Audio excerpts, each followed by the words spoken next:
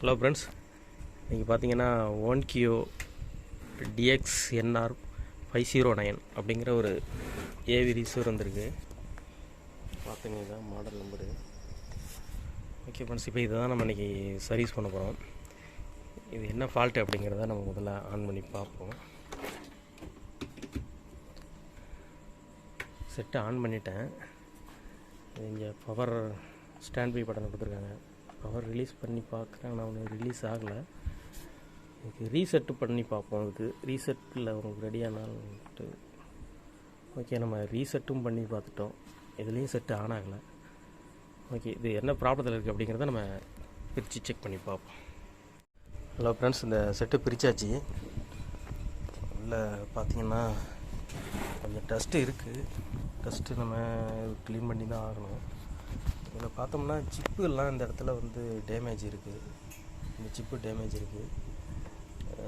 இந்த இதெல்லாம் நம்ம புதுசு மாற்றணும், இல்லை இதையே ரெடி பண்ண முடியுமா அப்படிங்கிறத பார்க்கணும். நம்ம அதுக்கு முதல்ல பவரே வரல. அதனால் இங்கே ஃபஸ்ட்டு ஸ்டார்டிங் வோல்டேஜ் வருதா அப்படிங்கிறத முதல்ல நம்ம தரவை செக் பண்ணிக்குவோம். நம்ம செக் பண்ணிக்கிட்டு அடுத்தடுத்து ஸ்டெப்பாக அடுத்தது பார்ப்போம். இதில் வந்து பியூ போடலை, இதெல்லாம் எஸ்டிகே ஐசி போட்டிருக்காங்க. இந்த ஆம்பிளிஃபையர் செக்ஷனுக்கு பார்த்தீங்கன்னாக்கா இது எல்லாமே ஹீட்ஸிங்கில் எஸ்டிகே போட்டிருக்காங்க. ஓகே, நம்ம இதில் ஒன்று ஒன்றா ஸ்டெப்பாக செக் பண்ணிவிட்டு உங்களுக்கு என்ன ஃபால்ட்டு அப்படிங்கிறத நான் உங்களுக்கு காமிக்கிறேன். ஹலோ ஃப்ரெண்ட்ஸ், இந்த போர்டை அப்படியே நம்ம எல்லாம் ஐபி போட்டு க்ளீன் பண்ணி காய போட்டிருக்கேன். இதுக்கப்புறம் செட்டில் தூக்கி மாட்டி இதுக்கப்புறம் வேறு என்ன ப்ராப்ளம் இருக்குது அப்படிங்கிறத நம்ம பார்ப்போம்.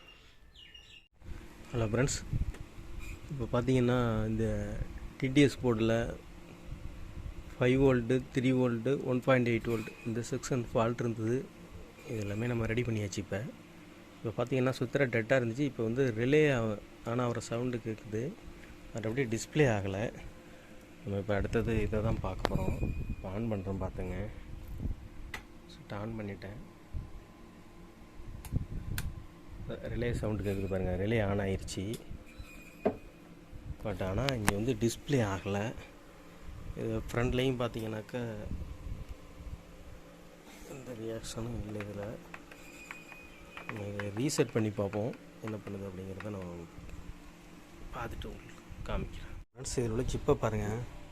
சிப்பு எல்லாமே இது யாரோ டெக்னீஷியன் பார்த்துருக்காங்க, உரிச்சிட்டாங்க. இரண்டு எல்லாமே உறிஞ்சிருச்சு.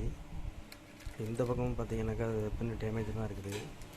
இப்போ நான் என்ன பண்ணியிருக்கிறேன்னா, ஒரு சாம்சங் எல்இடி டிவிலேருந்து இந்த சிப்பை பிரித்து இதுக்கு சேமாக இல்லை.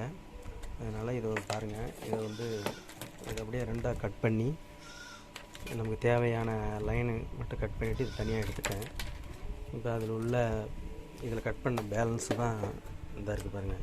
இதில் உள்ளது இது வேறு ஏதாவது சிப் நான் யூஸ் பண்ணிக்கலாம். அதுக்காக இதை கட் பண்ணி ரெடி பண்ணியிருக்கேன்.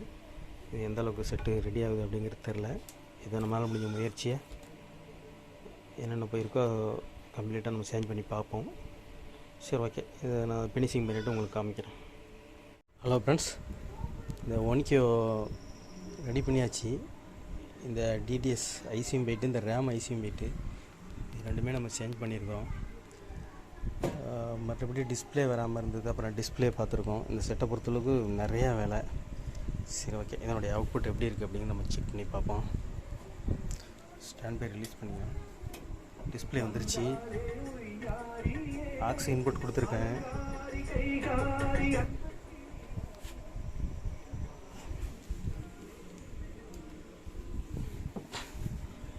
ஆடியோ கொடுத்துருக்கேன். செக் பண்ணி பார்ப்போம்.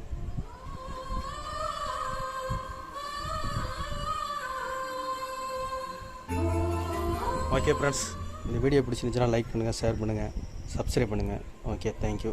நெக்ஸ்ட் ஒரு நல்ல வீடியோவில் பார்ப்போம்.